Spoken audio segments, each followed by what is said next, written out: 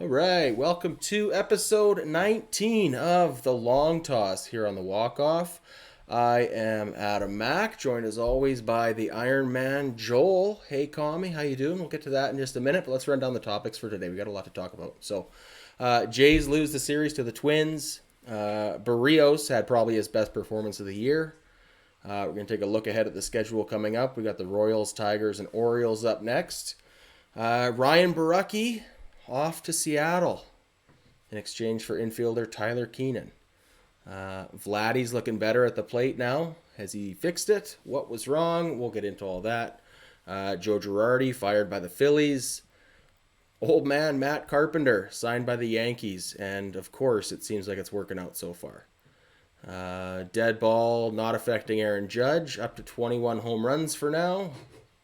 That's frustrating. Impressive and frustrating. And then we're going to talk a little bit of a rules mix-up with the Dodgers game the other day, trying to get a position player on the mound and get that sorted out from there. All right. We are, as you can see, light on talent but heavy on topics. I see as I'm reading that now, that is way meaner than I meant it. Quantity is what I meant. Joel, don't take that personal, Joel. The quantity is down this week. The quality, of course, is high as ever. You folks are all great. So Scott is away, being a road comic. Today is a travel day for him, and unfortunately couldn't find the right flight. But the rest of us did take time from our valuable days to be here, so appreciate that. Iron Man Joel, hey Kami, nice to see you. 19 shows and counting, buddy. That's right. I got to figure out something to do on Sundays. Maybe I should look into religion. Or just go watch Top Gun again. You know, I've seen it 3 times already. Is that sad? Wow. We're going to have a... Didn't it just come out? Yeah. I'm sorry. I'm not supposed to talk yet. Sorry. So we have an ongoing bet to see who's going to get more saves this year. Jordan Romano or Vladimir Guerrero home runs. Maybe we should throw into that measurement Joel times he's seen Top Gun. Yeah, I can go at it. You want me to see it 45, 50 times to try to win that bet? I win either way. You would. I'm not going to have to twist your arm. I think it's just going to happen. No, once again, I hadn't seen a movie in theater 4 years. So this one just is drawing me back because I think after this, I may go 4, 5, 6 more years before I see another movie in theaters. So I'm getting him in while I can. Very good. Iron Lady, Jen, is here. How you doing, Jen? Nice to see you. I'm doing well. That was a ridiculous game today. Did you guys watch it? I just got the box score and was scrolling on my phone. I was full-time dad duties this afternoon, but looks like we showed some life at the end and fought the whole way. I mean, if only. Wow. Nice. Only they'd had these. Or maybe not these specifically, but Mail them to them. These are some nice Top Gun level shades right there. So very good. All right. And then making his long toss debut, we have the host of the Locked On MLB podcast, comedian, writer, and award-winning podcaster, Emmy-nominated TV producer, Paul Francis Sullivan. That's making me. his long toss debut. Call me Sully was the note I got in the show. Yes, so call me Sully just because Paul Francis Sullivan is too makes me sound like I should have been an actor in The Breakfast Club or something like that. And also, there's the reason I go by my full name is there's a writer for the Chicago Tribune whose name is Paul Sullivan, and back when I had a blog, remember blogs? Back when I had a blog in the mid 2000s, when most of you were mere infants, I was running a baseball blog, and this was 2006, and the White Sox were a very, very good team. They were defending world champions. They wound up being a 90-some-odd win team that year, and I wrote a lot of blog posts about the White Sox, and I got a bunch of weird comments saying, "Looks like you're trying to have it both ways. You wrote something in the Tribune, but here on your blog you write something else." And we're like, well, I don't know what you're referring to. And I looked up on the interwebs and I saw there was a writer in Chicago named Paul Sullivan who was apparently quite established writer. And so I tried, what do I do? And I said, like, well, I didn't want to go by Paulie Sullivan because then I sound like I'm a made man in the Gambino family. And I didn't want to go by Paul F. Sullivan because there's a comedian named Paul F. Tompkins who yes. I have a very similar face to. And I didn't want to, I've already got confused with one person. So I went with a full name. And then I call me Sully as kind of a way to diffuse the pretentiousness of my full name. So there you go. That's for whatever that's worth, that little diatribe. Hi. Well, it's nice to be and I'm the host of the Locked On MLB podcast, where Jen has been a guest on the show. So we had a really great. Was that over the winter? When did you? It was, yeah. It was in the off season, but I need to have a Blue Jay perspective, and the two of us were. We had a mutual admiration society online, and finally said, "Why don't you just come on the show?" And then we had a great episode together. Yeah. Very good. Awesome. Well, you two will hopefully not be stepping on each other's toes. I'm sure the rest of us will get our turns to step on. Well, I'm a native New Englander, so I interrupt people. I'm very rude, and you are Canadians, and you're into being polite and waiting for people to finish. So this is going to be could be a Joe Girardi level disaster having me on this on this show. We'll see. All right. So before we get into everything, a little bit of housekeeping. Today's show and every episode of Long Toss is brought to you by Team Oh My. Out hustle my yesterday. Athletic apparel by athletes for athletes. They have hoodies. They have windbreakers. They have t-shirts and shorts. They have bags for your gym gear, and they have a discount code for everyone listening to this. They just haven't told us what it is yet, but it is coming. So until then, full price for all of you. That is teamomai.com or at omai_apparel on Instagram. You run a tight ship here. Very tight every ship. I is dotted, every T is crossed. There's a promo code. We're not sure what it is. Just keep typing in letters. You may save a couple of bucks. Try Blue Jays 2022. There's a 50-50 chance that'll work. Might not be for ours, but might work. Yeah. All right. Shout out to our Patreon, patreon.com/the Walkoff podcast. Thank you to our Patreon supporters, David, Abraham, Michael, Sarah, John, Simon, Rashid, Joshua, Jeremy, Ian, and now Dunedin Bob has joined the Patreon. So big thanks there. $4 a month. We do monthly movie reviews, Bull Durham, Mr. Baseball, Major League, Moneyball, and more. Our movie reviews Scott and I have covered. Joel, Hey Kami, joined us for the Moneyball review. So good talk there. You also get behind the scenes recordings of our pre-shows where Scott and I catch up personally, chat comedy, chat family stuff, complain about our friends and our enemies alike. Early access interviews as well. And we have a big week for those coming up. So we have 3 interviews scheduled for this week. Tomorrow morning, we've got former Blue Jay Ricky Romero joining the show. Thursday, we've got Mitch Bannon, Jay's reporter for Sports Illustrated. And on Friday morning, we've got Blake Murphy of the Fan 590. As always, get your questions in there.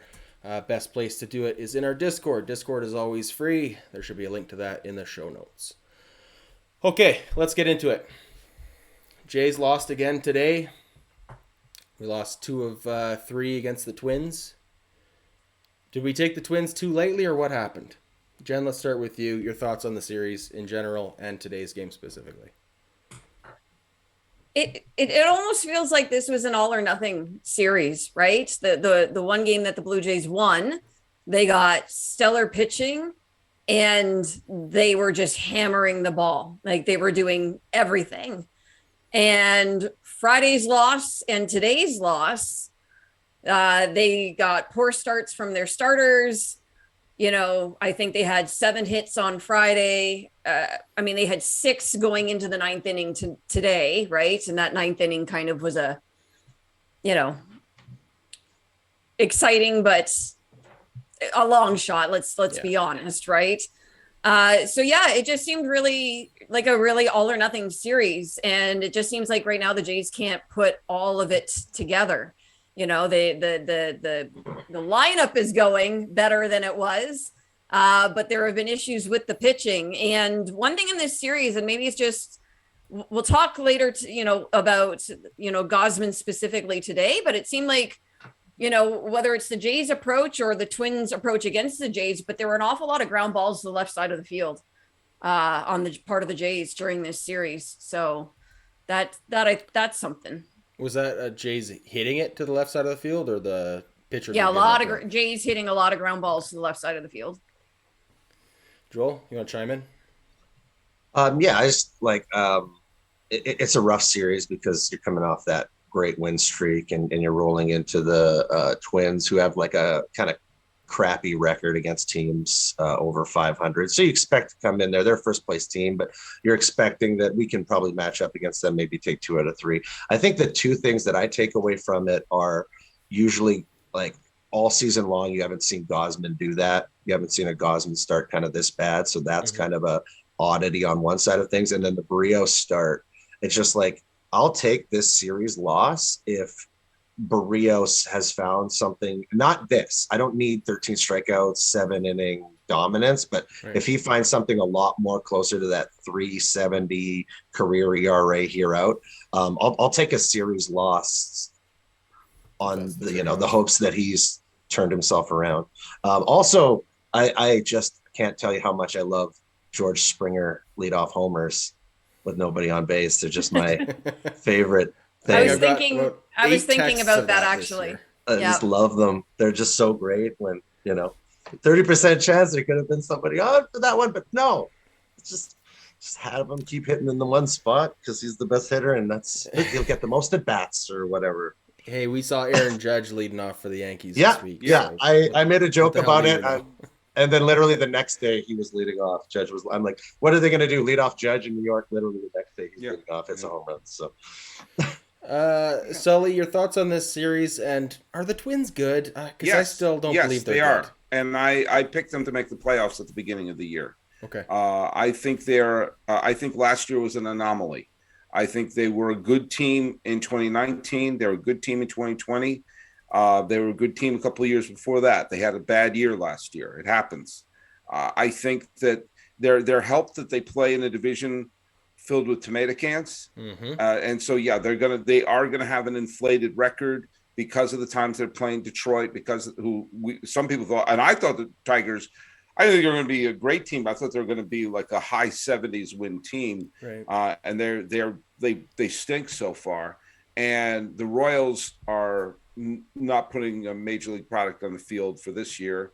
And I miss it. What other? The White Sox. The White Sox. Well, yeah, the White Sox should be running, and the Guardians. So the Guardians can pitch, they can't hit.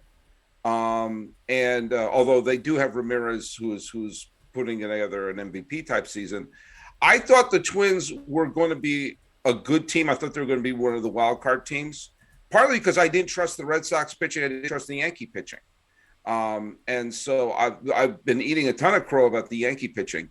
But I still think the Twins are a mid to high 80 win team, which is good enough to be a playoff team this year. The fact that the White Sox have stumbled out of the gate has really helped matters. But I think they're a quality team. They have players who get good at bats. They have enough pitching to win games, and they get enough timely hits. It doesn't surprise me that a team like the Blue Jays would have trouble with them, especially in a game like today, which was a slugfest and was on the verge of looked like it was tipping the Blue Jays' way in the 7th, and then it just seemed like there was the Sanchez homer kind of gave it just a little bit of distance. So even though the Jays scored a bunch of runs in the 9th, it just felt like it's too little, too late. So it does not surprise me. I think the Twins, people are taking the Twins lightly because of some of the circumstances, but I think they're a quality team. Even without Correa, even with Correa not playing, I still think I like the team. I think they're a pretty good team. Interesting. The Minnesota Twins have 11 games against teams over 500 right now. Just 4 wins, and 2 of them are against the Blue Jays. So a little frustrating there as Jays fans. I didn't catch the pregame for today's game, but I did notice the Jays were in the Canada Day Reds. What was the occasion for that? Did anybody else catch that? Apparently, they got the Canada Day uniforms early, and the players liked them and wanted to wear them. All right. I don't know who specifically wanted to wear them, but apparently they were like, "Oh, these are great." Okay, well, that's good enough reason for me. Yeah. Red Sox pretty much took control of their jerseys last year, right? Yeah. They as a native New Englander who grew up with the Red Sox, whenever I see the Red Sox wearing the UCLA uniforms, I understand what it is. It's weird for me to watch a team wearing those colors and think, hey, it's the Red Sox, powder blue and yellow. Much like the Blue Jays wearing red. It's but then again, the White Sox wear black socks. So, I mean, what the hell do I know? There's no rhyme or reason. They spell socks S-O-X because that CKS just to take up way too much space. I don't know. I've never been a fan of the red uniforms for the Jays, but then again, it beats having that T with the muscle-bound bird in there, which their current logo they have. That's the Blue Jays. That's the Blue Jays logo. Just don't touch it. Yeah, I agree. This is the best logo we've had. In 2 decades at least. Yeah, it's great. It's great. I used to have when it was called. I'm old enough to remember when it was called Skydome, and my father and I used to go on baseball trips, and we went to. This was '95, and so they still had Alomar and Molitor and Olerud. They still had a bunch of the players from the championship years were playing there, and we stayed in the stadium. We stayed in the hotel there. Nice. And I had to bought a Blue Jays cap because I'm not a Blue Jays fan, but I'm staying in their hotel. I might as well. What am I going to root against another team? But we also went to Exhibition Stadium because my father, may rest in peace, and we used to obsess over finding where stadiums used to be. And to this day, I do that. And I try to figure out where would the home plate be here? And that's interesting. But then I don't know what it is now, but the Exhibition Stadium still existed then. But like all of the AstroTurf was kind of rolled up and put to the side. Now this was '95, and they hadn't played there at that point in 6 or 7 seasons. So it wasn't like they just closed up shop and Lloyd Mosby was still packing up his locker room. This had been about 6 or 7 years at this point, and yet you still saw the dugout where the helmets and the bats racks were when we were walking, and we just walked on and we were walking around the infield there. So it was cool. It's a very interesting idea. It never really occurred to me to think of visiting old stadiums from a historical perspective, or where they used to be after they've been torn down and turned into a parking lot or apartment block or whatever. Sometimes they've preserved where League Park was in Cleveland is still League Park. It's now a public park. Where Tiger Stadium was and Sportsman Park was in St. Louis. But the saddest one, when I went, it's changed a little bit now, but like when you went to the Polo Grounds, they had a nice big sign there that says, "Welcome to the Polo Grounds," which they were apartments. They're really kind of ugly apartments built in the early 60s. And they have a big sign that says, "Welcome to the Polo Grounds, former home of the Giants and Willie Mays." And there's a plaque where home plate was. And I think that shows a lot of, at least a sense of respect for the place. At that same time, I think they've changed it a little bit since then, but the Ebbets Field apartments where the Dodgers played in Brooklyn, at least when I was there wasn't even a Post-it note on there saying, by the way, the Dodgers played here. And the cruelest thing is there were a series of these, as I said, these really ugly project apartments that just came up with no character from the early 60s. And there's a courtyard area. And in the courtyard area, that's where physically the field was. And there's a sign there where the rules of the courtyard are in place. And one of the rules says, "No ball playing," with no irony attached to it, no acknowledgement of what we're saying. No ball playing here in the Ebbets Field apartments. And, it's like, wow, like someone's like the laundry room probably was where first base, that's where Jackie Robinson came out and broke the color barrier, where Mike is currently putting in his whites and, and making sure he put in a bounce so that it doesn't have static cling. There was nothing there to say it. And it's, I just love it. Like you find clues in San Francisco where Seals Park was. Forbes Field. The wall is still up, and the walls for Forbes Field. Yes, that's right. The Forbes Field wall is still there. That's very and cool. It's on the campus of Carnegie Mellon College or university. Sorry, I didn't mean to insult anyone. And home plate exists in the student union, and you could go see where home plate was.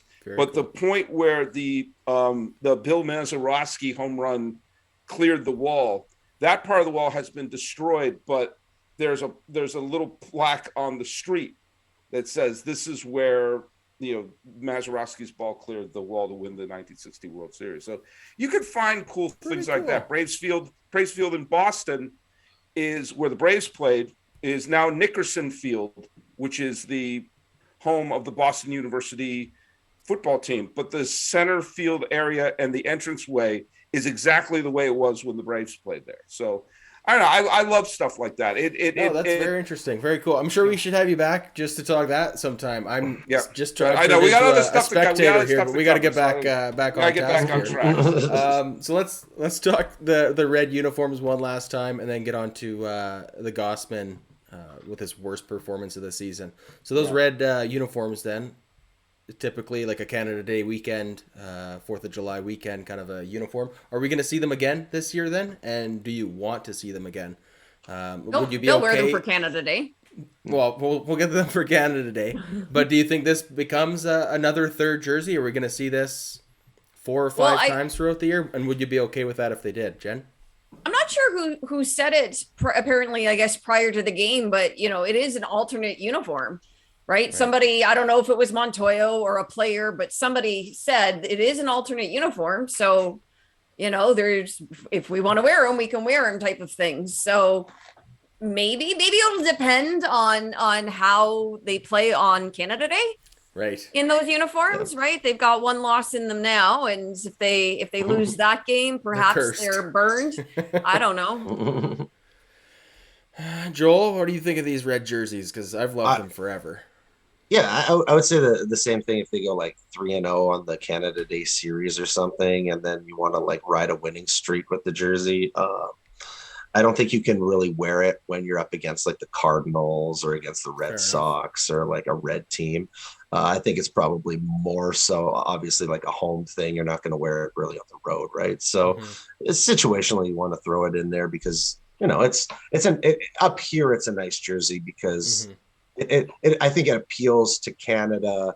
I think the blue maple leaf stuff kind of puts people off of joining Toronto with it, whatever your affiliation is with Toronto. If you're from the West Coast, you're like, I don't want to involve, like if you're from Montreal, you don't want to be a Blue Jays fan at all because it represents the Maple Leafs. And you're just like, but then that red color comes out and it becomes more of a country type thing. So yeah, in very slight situations, I can see it being this as a third.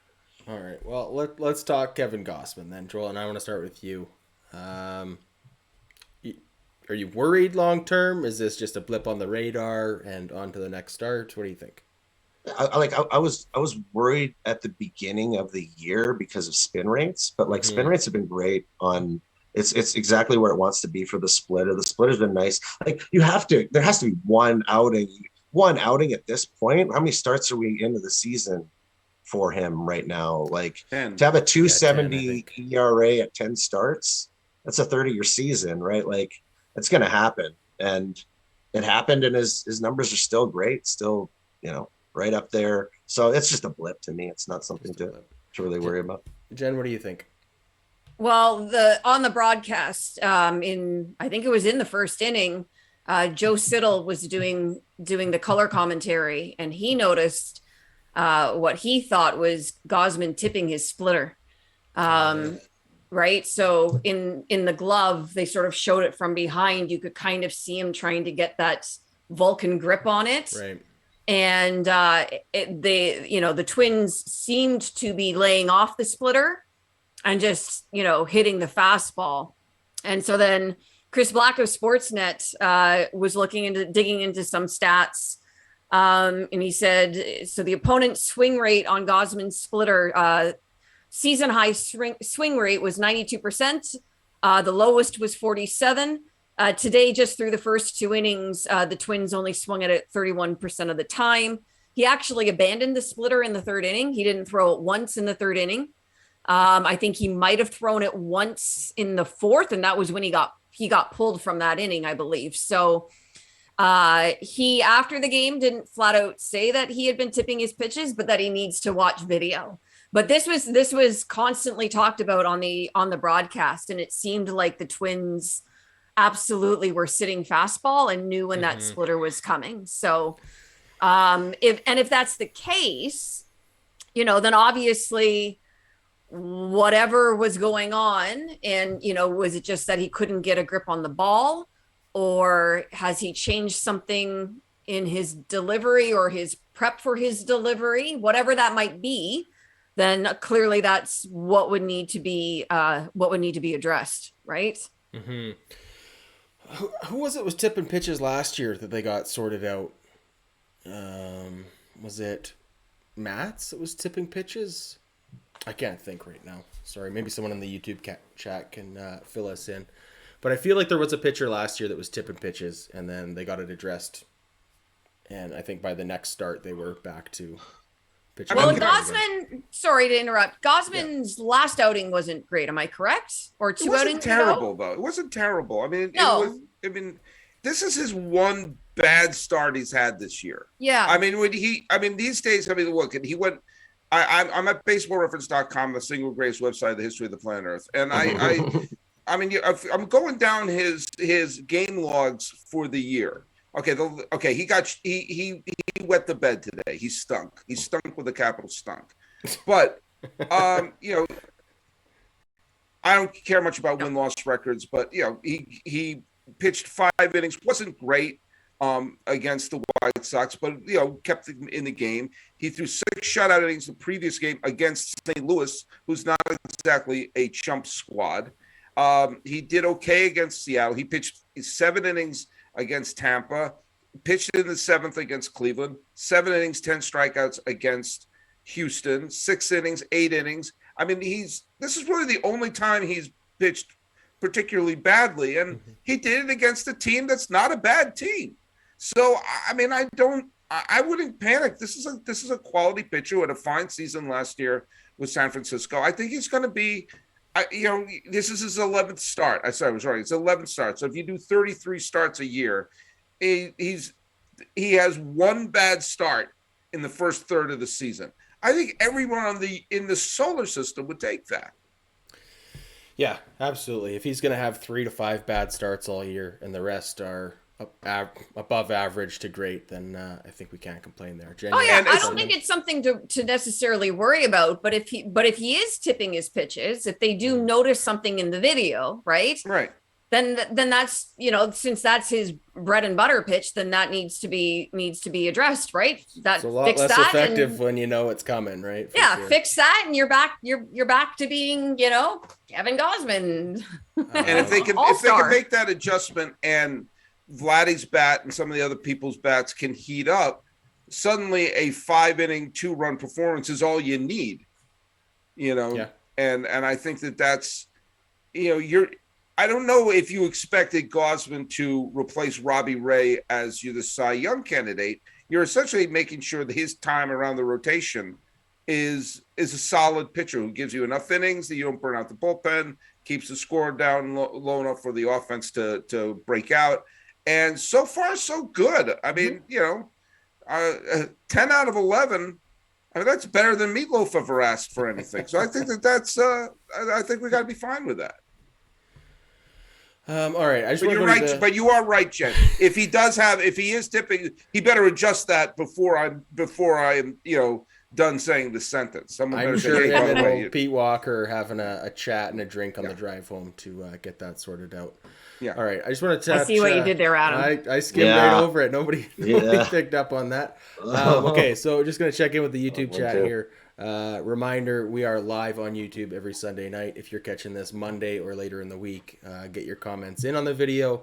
We'll address them on the mailbag this week, but otherwise live in the YouTube chat. So we got Connor says, in regards to George Springer, that 7 of his 11 home runs have been leadoff home runs this year from George Springer. So thanks for that one. Joel's thrilled with it. I don't know if this is true or not. But this comes in, says the Jays are 0-19 all time in the red jerseys. That can't be true. I know, because Steve Pierce hit a walk-off home run a couple of years ago, right? All right.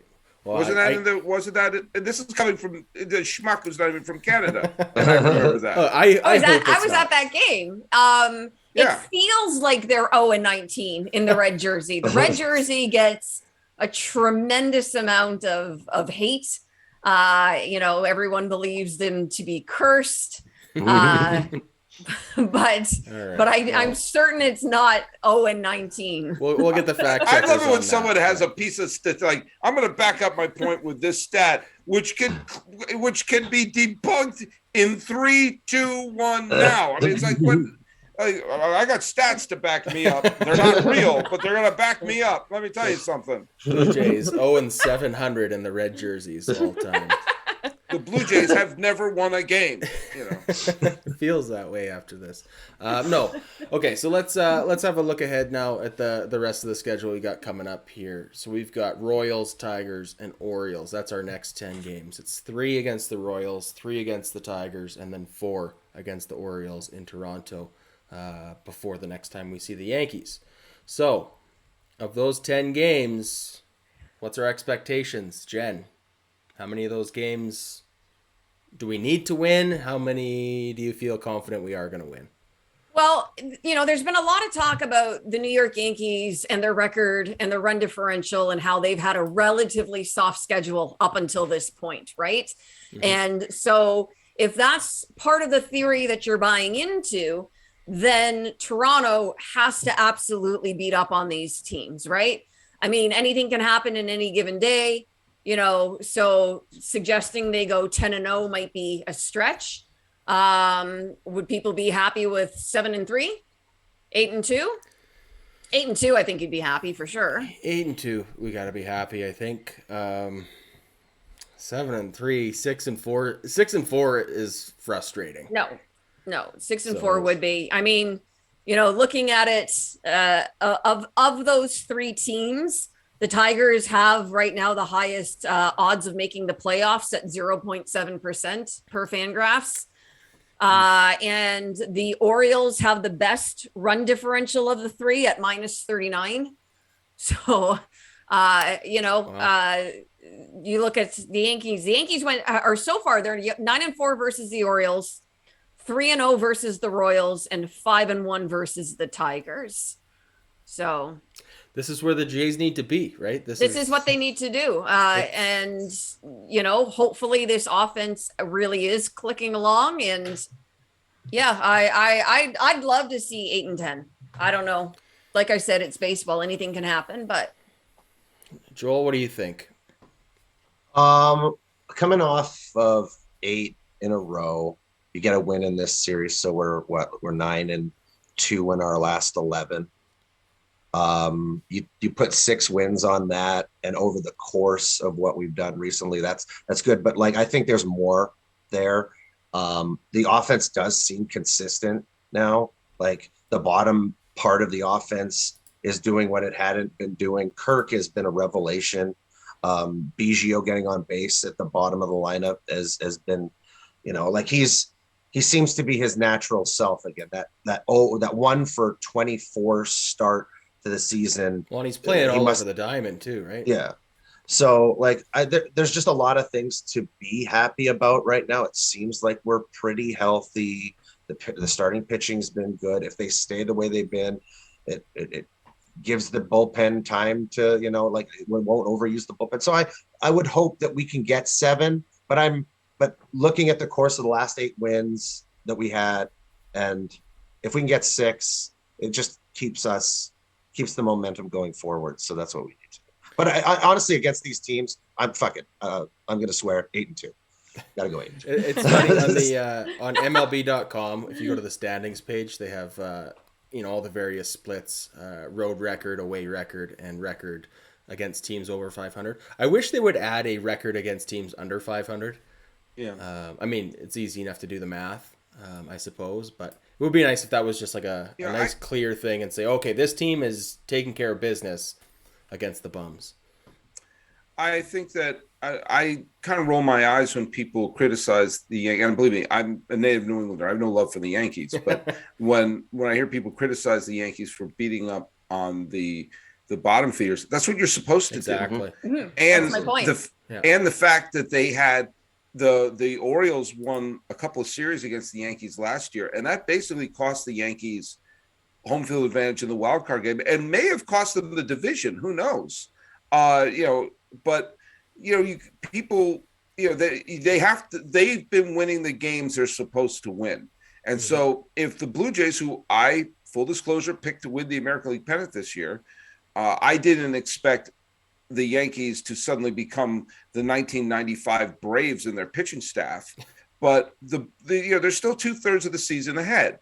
Now the Blue Jays are a week behind the Yankees, but in order to chip, they have to. Was it a 10-game stretch? They have to win 7. They have to win 7 of these games. I think that going 6-4 is not going to be enough because you have this Yankee team at the end of this stretch, and this has to be where you can't control what the Yankees are going to do, but you can make sure that when you face them, you get to within at least close to striking distance, or at least close to chipping away at that win total. The Yankees right now, if they play 500 ball the rest of the way, they're going to be a 93 win team. Okay. And I don't think they're going to play 500 ball the rest of the way. But what I'm saying is they've put themselves in a position where they can already say, yeah, we're a good team in October. But the Blue Jays are, for all the hand wringing, they're actually off to a good start. It's just the Yankees are playing, 722 ball at this point. Now, the one thing that you have to look out for, and because the Orioles stink, things like this get overlooked. The Orioles have a great bullpen this year. Their bullpen is really effective. If you go up and down, Lopez, Tate,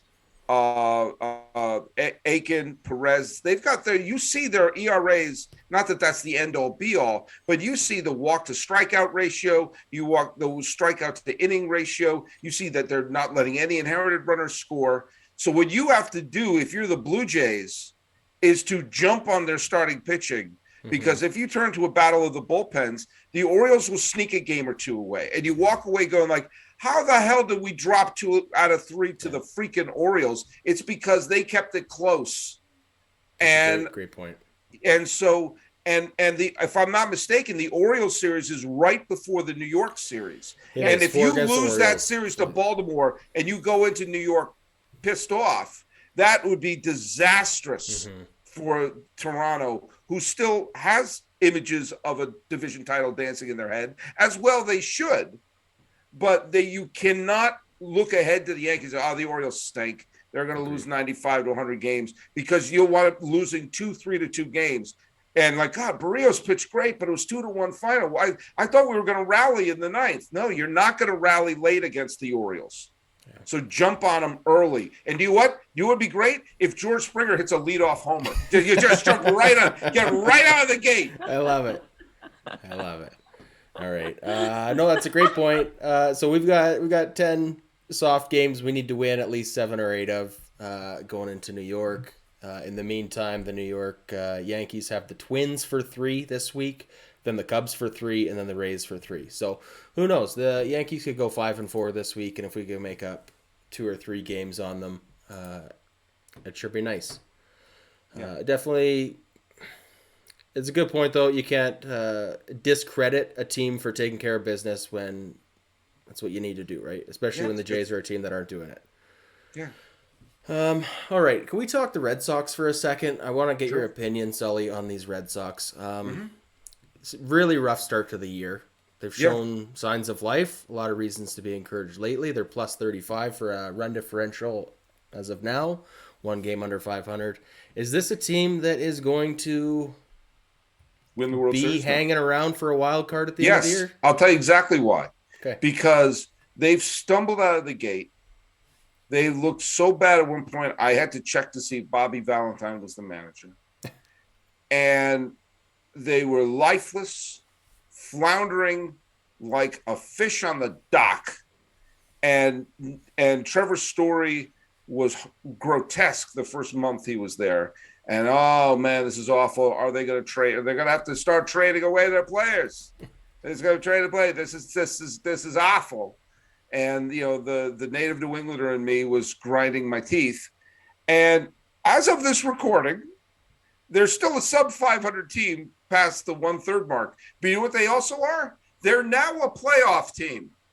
With the collapse of the Angels, if the playoffs would start today, granted there'd be a lot of angry season ticket holders, but if the playoffs started today, the Red Sox would actually be one of the 3 wildcard teams, which gives you an idea of how mediocre the American League is right now, that this team could be as, you know, no Chris Sale, but they've been getting great performances from like the Nick Pavettas of the world and the Nathan Eovaldi's of the world. They lost Eduardo Rodriguez, and their bullpen, for 2 games last week, I was the closer.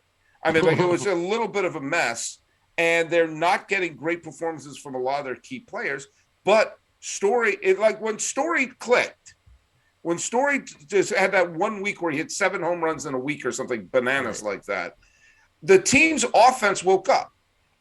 Suddenly, J.D. Martinez started getting hits. Rafael Devers started clobbering the ball. Bogart started clobbering the ball. Remember, the last 2 World Series that were played by teams that played 162 games, 2019, 2021, were won by teams that were sub 500 at Memorial Day.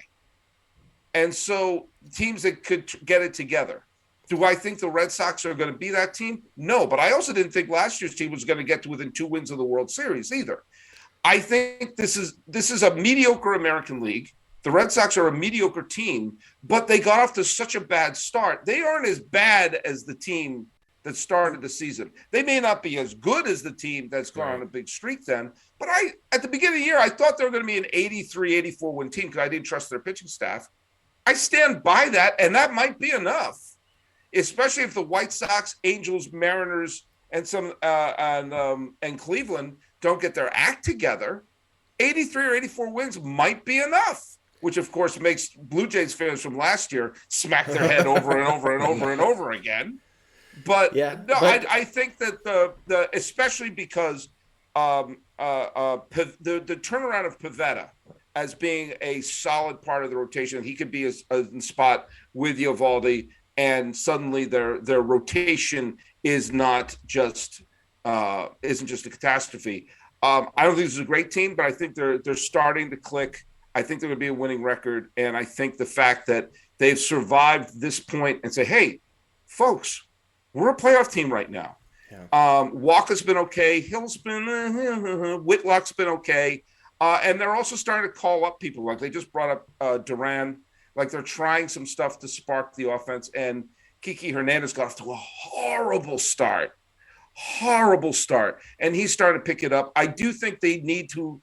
I hope they don't trade Bogarts and Martinez. I think they need to go out and trade for a bat that they can stick at first base.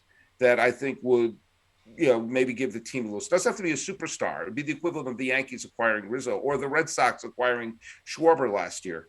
I think they need to make another move like that at the deadline. But I think they're going to be a playoff contender, not because they're great, but just out of mathematics. Right. Well, that extra wild card spot, right? And then right. Yeah. All right, let's transition now and talk Ryan Baracki. I guess technically traded to the Mariners this week. Was out of options. Was out of rope with his Blue Jays team. It was tough because Baracki was a guy that a lot of people had been optimistic about for a long time. He was a long tenure guy with the Blue Jays, just couldn't get it together. Joel, how are you feeling about the departure of Ryan Baracki? It was necessary, but we didn't get much back in return. Not that we have much leverage to ask for much anyways. Another left-handed bat. Left-handed prospect, right? Well, Hitting. left-handed bat in return, right? We're always looking for more left-handed bats. Barecki sucks because why am I spacing on his name? We had him on the beginning of the show, early on in the show. His pitching coach. Is that? Anthony Telford. Yeah, we had Anthony Telford on, and he had told us that Barecki was like, hitting, bottle caps. He was he is really completely zeroed in spring training and in the off season. So, my expectations were for him to come in and really solidify himself as that lefty reliever. We got lucky not lucky, but Meza had pretty much really been that pitcher for us. So it didn't feel like too much of a loss. But then when Meza went down and we were forced to use Barecki, and you saw the consequences of that. And he really hasn't been able to dial in the strike zone all year. And it was his. How long has he been with the Jays? Like 10 years. 10, 11 years, right? Signed Since in 2012. Yeah. Yeah, the longest tenured, I believe. So it was, that was it's not like, he didn't have his chances along the way. So I mean, when he was DFA'd right before the trade to when the guy is a DFA, you're not going to get a blue chip prospect back for him. Like your leverage is a clock ticking. So, but yeah, he's 28. This is his 5th season with Toronto. He had the nice rookie year. Everyone said, it's like when you have those first impressions, sometimes those can warp a player's value in your head. When a guy comes up, there was I remember there was a player for the Yankees in the 90s named Kevin Moss in the early 90s who hit like 21 home, came up as a minor leaguer in one of the Yankees down years in the early 90s. And he had like 21 home runs out of the gate. And they're like, oh my God, this guy's amazing. This guy's amazing. And then pitchers realized, why don't we throw him a ball that slightly curves? And then suddenly his value went down. He's back to the minor leagues. But every time he would come up, he'd be like, oh, Moss, he's about to turn around because that great, Shane Spencer was another one when he came up with the Yankees, or Ricky Leday when he came up with the Yankees. I hate that I'm bringing up all these Yankees, but I was in New York when all those happened. I remember when all these players, they just exploded onto the scene. Oh my God, this person's incredible. And then, and it's sort of, because of that first impression, you expect that to be great. In 2018, Ryan was pretty good as a young pitcher. Like, look at this. Look at this. Is he going to be Dave Steve? I don't know. But you know what? I'm not going to be greedy. Just Pat Henkin. That's all I want is Pat Henkin. And all of a sudden, and then suddenly, I go, well, we'll put him in the bullpen. And they go, oh, come on, man. We loved you. What's going on, man? And and it's because of that first impression. Maybe he's a quadruple A player and who will be bounced around. And so those first impressions are really incredible. And like the opposite of that would be someone, again, I'm going to bring a Yankee, but Bernie Williams took forever to develop. And people were booing him and saying, get out of here, this guy, he stinks. It took about 3 or 4 years for him to become a solid regular. But when he did, now he became an all-star and MVP candidate, but like it took a while to get people to do that. And I think this is an example of he made a great first impression. And I think maybe his value was exaggerated because he was the 2018 Blue Jays aren't going to be remembered in the next Ken Burns documentary as one of the great teams of recent memory. So it was a highlight. Hope for the future. All right. Well, with that in mind, didn't mean to be a buzzkill. No. With that in mind, I want to pose Jen a question relative to that context. First impressions, glimmer of hope for the future, how that skews a fan base's appreciation for a player. Cavan Biggio. I knew that's where you were going. Cavan Biggio's back from AAA. He's playing all over the field, which is what we need him to do. I heard his conversation with Hazel May. He says he's kind of accepted that like this is his role. And for me, what stood out was like, now you realize that's your role. as the ultra utility guy, but he's doing it. The bat is starting to be where we need it to be. Do you think he sticks with this team? And what are your thoughts on Kevin Biggio? Because I know you kind of talked me off the Kevin Biggio train earlier this year. Okay, so he's only been back 8 games. All right, Perfect so sample size. Right, very small sample size. He's slashing 286, 464, 429 for an OPS of 893. With 7 walks in that time. So those numbers certainly sound promising. I think with Biggio, to be honest, overall, we have a large enough sample size to know what he's about. Mm-hmm. And I think that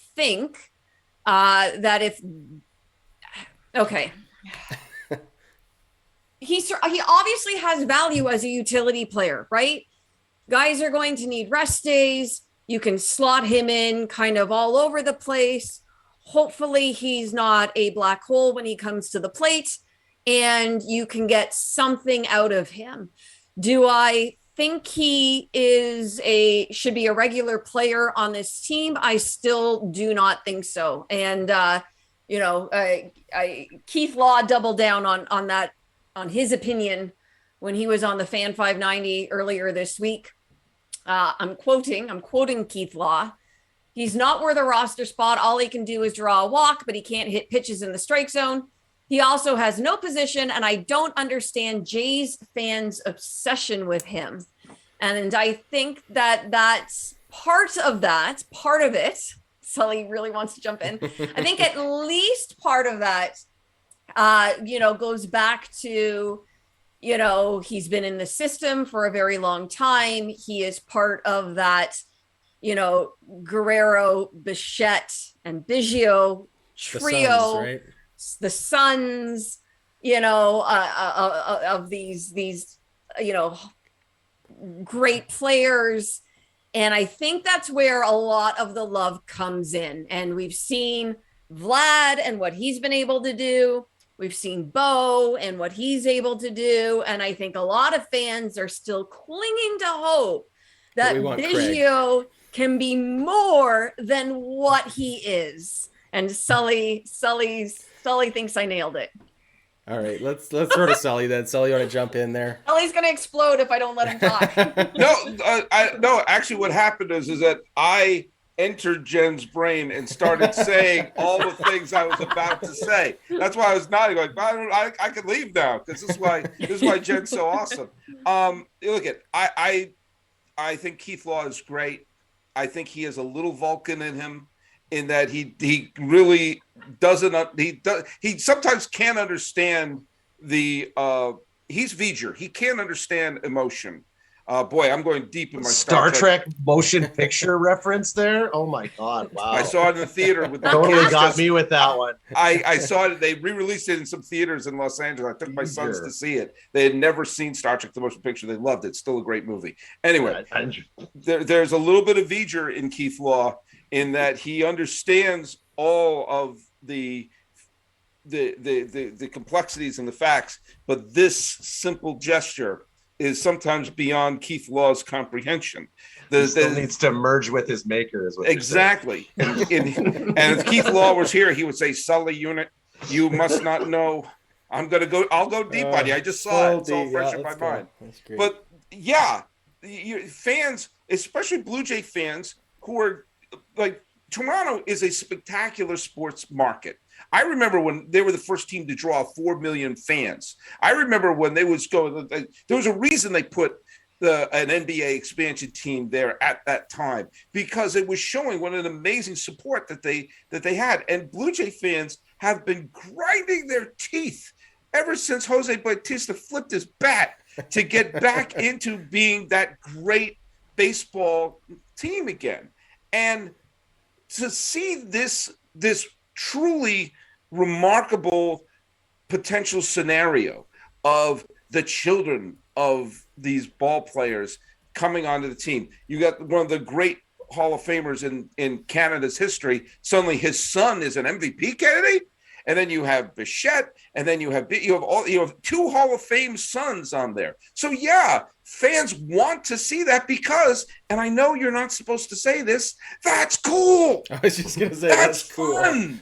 That's fun. In fact, I said they should have had the Field of Dreams game be against the Blue Jays because that's a movie about fathers and sons. So you could have cut to the stands and there's Vlad Sr. No. They all walk out of the corn together. Oh no! At the end, they say, "Do you want to have a catch?" And then they start having a catch there. You're gonna make Joel cry.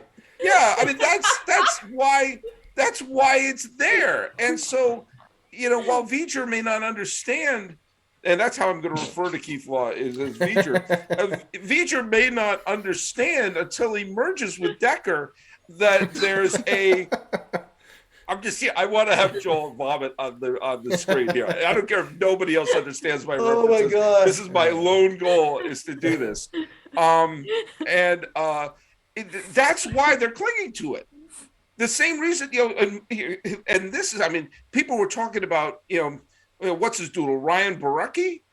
That's Ryan. Imagine that, like, on steroids. This is not literally, folks. Not literally. I'm not saying anything about you. I'm talking about like that's so much larger the narrative that people want to see that happen. And you saw there was. I'm going to use a weird analogy, but there was a player in Boston in the late weirder 60s. than V'ger. It's a little deeper. I decided to go with deeper baseball cut, but there was a player in Boston in the mid 60s named Tony Canigliaro, who was a big home run hitter, super handsome dude, Italian dude from Boston, who became a star and was like a 1-2 punch with Yastrzemski. And he got hit in the face with a fastball that basically derailed his career. And Boston fans just kept cheering. And he had like 1 or 2 comebacks, and then he had a brother named Billy Canigliaro, and people wanted the Canigliaros, and like there were, to this day, the Canigliaros, even though both Tony and Billy are dead for a while, they're still with like, oh, we want that the brothers up there, we want to see that narrative be fulfilled, and Mike Yastrzemski. Yeah, and I think that's the Mike Yastrzemski thing is incredible. I don't care what stat you throw at me. Seeing Mike Yastrzemski hit a home run in Fenway Park, I grew up in the 80s in Boston, and I was there for remember Yastrzemski's final year in '83, and seeing that, I'm a human being. I cried, I cried like Spock in sickbay. After he mind melded with the, and they opened the V'ger orifice, and they went inside. The holograms of V'ger's memory bank, and he mind melds with Ilea's sensor, and that's when he realizes V'ger is a child. That's right. All right. Well, this has been Long Toss, your weekly Star Trek roundup. The more I saw Joel laugh, the more I'm just gonna keep going. I want to see how much I can go. I'm sorry if you now have one listener at this point. No, it's all good. All right. Okay. So let's. I want to talk about Biggio in the terms of Wrath of Khan now. All right. Yeah. I just the needs of the many at bats outweigh the needs of the few. Joel, you go ahead. I just wanted to say. What my opinion is of Biggio at this point is that there isn't the star there, but there's a potential. The dream would be a Ben Zobrist type, a guy that you can spot in positionally all over the place, which is a great player, right? Yeah. But what I think that the element of Biggio's game that still is yet to be tapped will come with the robot umpires and that incredible chase rate that he has. Because he gets, if anybody is screwed over, not because of their height, because of Judge getting, low pitches called against him, the one guy who gets screwed over the most on having good strike zone awareness is Biggio, because he's like 99% chase rate. So if there is potentially more to his game, it may come as the game evolves more to the V'ger side of things with more tech coming in. See what I did? I worked it back. Sorry. I shouldn't have worked it back. My bad. I'm sorry. All right. Well, let me just play devil's advocate here when it comes to fanfare and the love that we give a guy because of who his dad is and he's part of the trio and everything like that. Is there an opposite side to that coin though, where because the expectations are higher that we also our frustrations rise a little more? Like if we're gonna compare a Kevin Biggio to a Raimel Tapia, right? And we're just talking about the last roster spot or Bradley Zimmer or whoever the case may be, right? Like if moves get made this trade deadline and we're trying to decide who's the odd man out on this team, is it Tapia or is it Biggio? Would we really rather see Tapia on this team and have Biggio depart? Because Tapia's our fourth outfielder at best. I mean, he's shown signs of life in his bat, but the value, I still think of having a hyper utility, as Joel mentioned there. I still think that there's something there. I'd rather see Kevin Biggio stay on this team. In the day and age of your bullpen occupying so many spots on your roster, that guy who can fill in outfield and infield and not really fill in third base, but you can pencil him in there and he'll drop one and he'll miss throw one and then he'll make a play. But he's technically out there. He's technically there. He's technically playing third. But that double roster spot, especially when you have the potential of bringing up a guy like Moreno and having three catchers on the roster, right? So, you may need that. So there you go. If you bring up Moreno, and sorry, Jen, you jump right in. No, I was just going to say what's funny is today's lineup is what I think a lot of fans had been waiting for, right? No Tapia, no Zimmer, no Biggio. Joel can, explode over the fact that Springer's leading off rather than somebody else to be, on base for that leadoff home run that Springer hit today. But regardless, right? Like fans want right now having Kirk be the DH,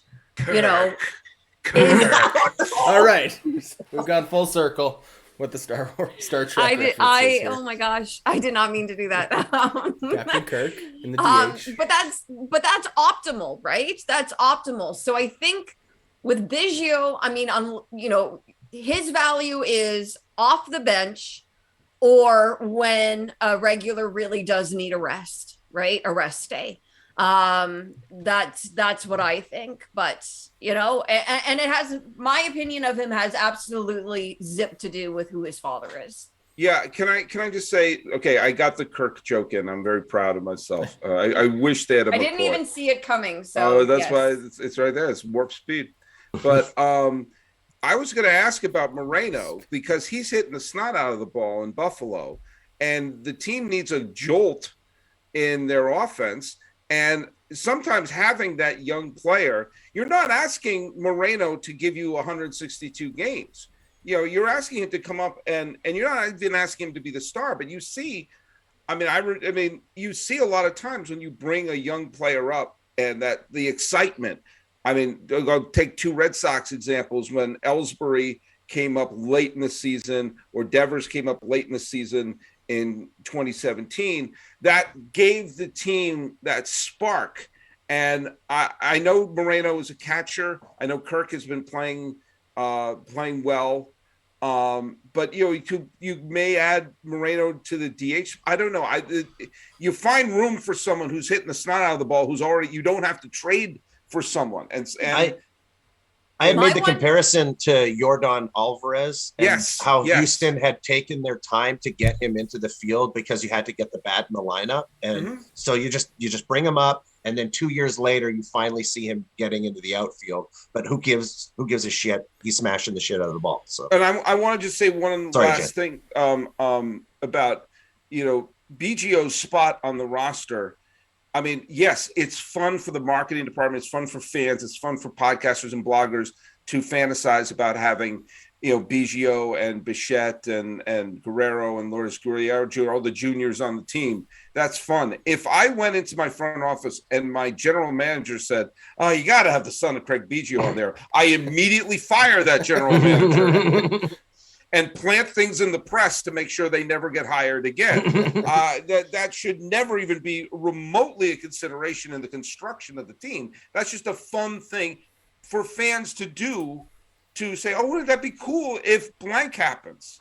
And when it does happen, like, I remember, going to a San Bernardino Spirit San Jose Giants game in 1988, and San Bernardino had Ken Griffey's kid was playing for them. And I heard he was a high draft pick. My dad and I went to see him play. So I wonder if he's going to be as good as his dad. Turns out he was. But, that's something that it's rare when it happens. And so it's fun that you want it to happen. But, if you only get one all-star son of a player, then, you take your cuts there. I think this team ultimately is going to outgrow the need for Biggio. That's what I think, right? If they haven't yet, I think that is what's coming. I think whatever improvements they end up making to the lineup, whether it be at the trade deadline, in the offseason, whatever, I think they're just going to outgrow the need for him. That's all that I can see there. I feel we've outgrown the potential of him having a starting position anywhere. Like, look what Espinal has done with second base. Absolutely. Yes. Right. So that's his primary position. Now you never even think he gets a spot there, Espinal, because Biggio he takes that spot because Chapman needs a day off and Espinal goes to third and then Biggio plays second. But he's not getting his starts in where he came up to play. No. He's getting more starts at first base, honestly. He's not a starting player. No, he's not a starting player. Let's get that brass tacks. Yeah. But there, as Joel mentioned, the way bullpens are used today, having that, like, they take up so much room on your roster. I really still think that let's take the Biggio name out of it. Having a guy who can be not your everyday anything, but your backup everything, I think is, especially if we're really talking about carrying 3 catchers on this team and making Moreno a full-time DH just to get his bat in the lineup, whatever the case may be, that's a roster spot. So having a ultra utility, I still think, whether it's Biggio or another guy, but Adam, if he wasn't named Biggio, would there even be a debate? With his lack of production and everything like that, you'd be talking about, we got to make a deal with this team or that team. Would there even be a debate if there wasn't this this narrative around him? I mean, I don't think he's been productive enough to have it be. It's one of these. 3 or 4 years ago, he was a top 5 rookie of the year. Great. A lot of times, someone hits the top 5 of the rookie year because they had a good final 2 months of the season, and then suddenly they do a scouting report on the guy. I think the Blue Jays it'd be great to have a Ben Zobrist. A Ben Zobrist is incredible to have a Ben Zobrist, former World Series MVP, multiple trips to the postseason. He's very valuable. Just because you can play a lot of positions, if you don't play them well, I could play a lot of positions. You can give me a glove, throw me out, but I'm not going to be good. So, I think that this is only a debate because his name is Biggio at this point. Keith Law? What the hell just happened to me? I still don't think Kevin Biggio is a defensive hole the way it feels like he is. I think he got a raw deal last year playing predominantly at third in a position that he never claimed to be a third baseman. I think he plays a really solid corner outfield. I think he plays very competently first, second, and third, and I think he could do shortstop in a pinch, but I think we'd get more creative with putting Espinal over there instead of making that the way to go. I'd still rather see a guy that can do that than see, as much as I've come around on Tapia, I don't know. I don't want to carry a backup at all those positions. I'd still rather see Biggio with that flexibility, but I don't know. We'll see how it all plays out. The Red Sox just won, so they are now one of the wild card teams with a sub 500 record, solely because of the absolute nosedive of the Angels. So you know. Very good for that. Okay, so we're going to talk Vladdy's improved swing lately. We're going to talk Joe Girardi getting fired, Carpenter signing with the Yankees, Aaron Judge just crushing the ball this year in a contract year. But before we do that, we're going to play a game that we still don't have a name for. It is basically guess the career total earnings of some guy. and whoever's closest gets the floor for a few minutes, unless Sully wins, and then he's gonna just wrap up the show for us. So.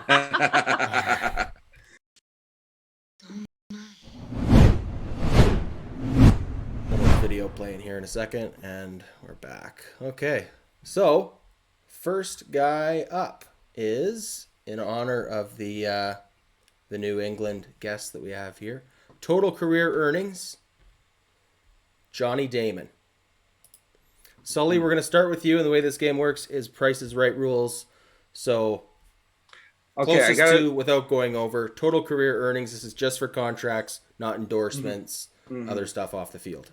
And okay. Oh, I'm bad at this because I know there was a couple of years he made like way more money than his market thought. But then again, he played for Kansas City for a bunch of years where he was I'm gonna say 104 million. 104 million. All right, Joel, what do you got for Johnny Damon? 4 sounds. 100 was probably where I was going to start. My guess was around 100. Trying to think of what his contract was going to Oakland, to Boston, and then that's a subsequent one when he went to New York. So I'm going to go with 85. 85 million. Million. 85 million. $85. 85 Jen, pesos. What do you got, Johnny Damon? I had two numbers in my head. One was 85 and the other was 110. So let's go 110. All right, 110 from Jen. It's got a rhyme to it. So let the record show. I did look anything up. I didn't touch baseballreference.com or anything. All right. Well, ding, ding, ding. $500 bonus because someone got it right on the head, and that person is Jen with 110 million career earned dollars. Jen, the floor is yours. So something that wasn't on the list to be talked about today, but have we seen the last pitch in a Blue Jays uniform from Hyun-Jin Ryu? Oh, this was in our show notes with Scott for Friday, and we both just were too scared to even talk about it. So you're going to just force our hand. Okay, so Ryu's back on the IL. He made, 3 starts since his last stint on the IL? And exited again with arm tightness. I don't know, Jen, it's your question. Let's start with you. Obviously, when you hear forearm tightness, you're thinking Tommy John surgery, right? That is where your mind 100%. Ultimately goes. This is the second time he's been put on the IL with forearm tightness. And so right away, that's what you're assuming. Whenever I hear a team say that they are looking for multiple opinions, that tells me they've probably heard something they didn't want to hear. The first opinion sucked. And they want to be, really, really sure because a big decision has to be made. So they want the doctor to say that he needs Tommy John. They're waiting for that one.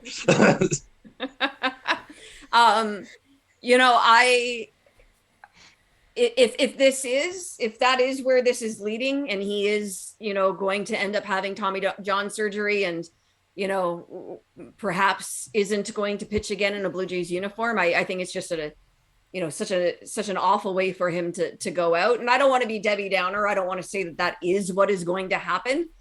But, I thought that's, hearing that's just where I'm thinking this is going. And then obviously, it brings up the greater issue of how do you fill that position, right? Yes, Stripling is going to be the next guy up right now.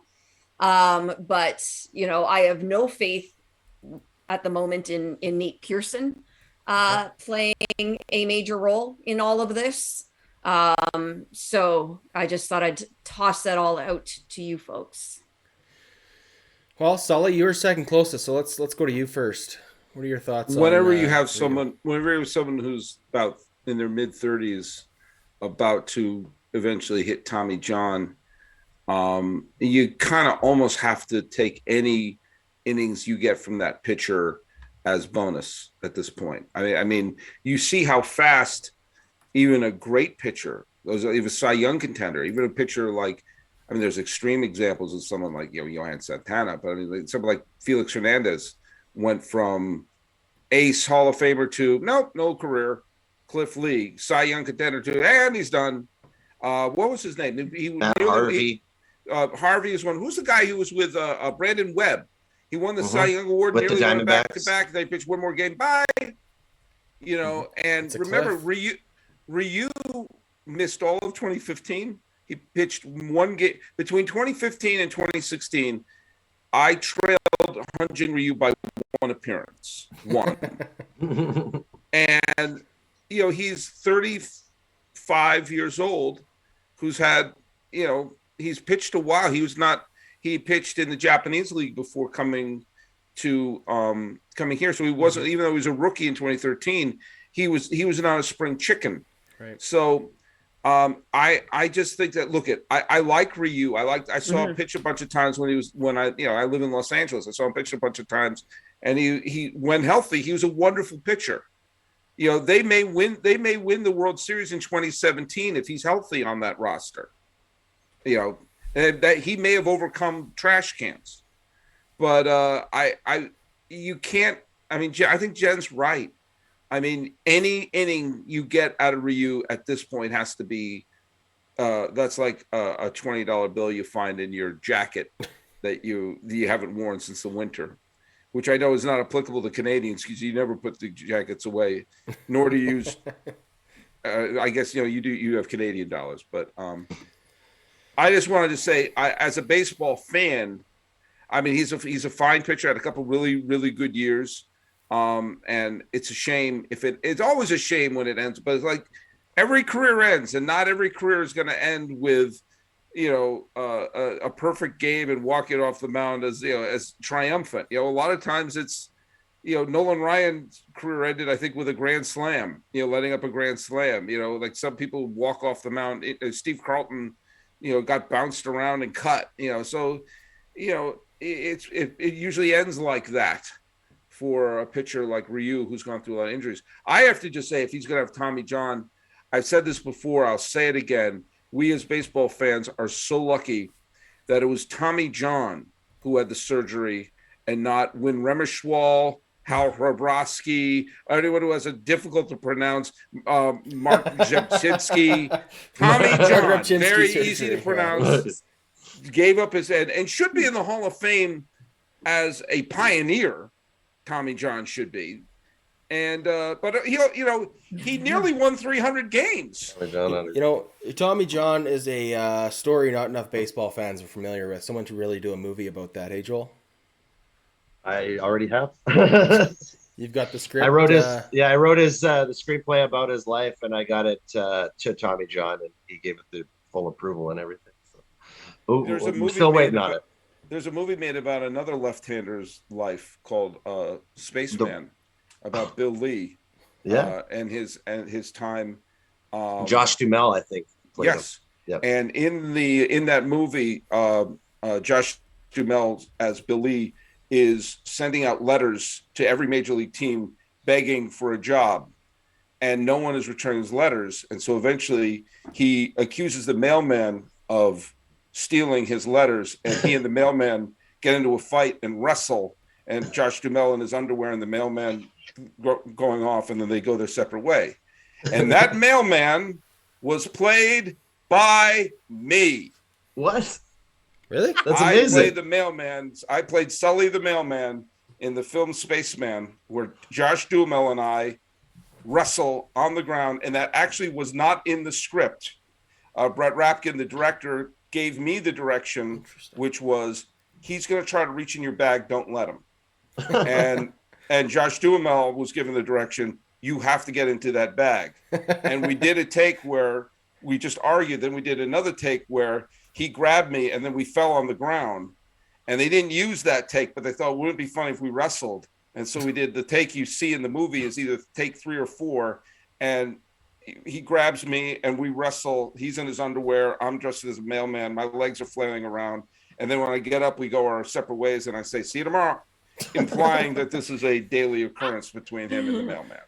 That's There you amazing. go. My There you go. my I don't know if you can see it, my little like face, my little profile face on TikTok. Oh, look at that. There's Bill. Yeah.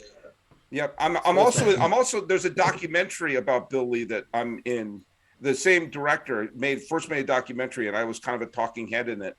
And because he wanted to have put people for the documentary to make cameos in the film, and so he wrote the part of Sully the mailman for me to show up in the films. That's So there you awesome. go. There you go. Cool.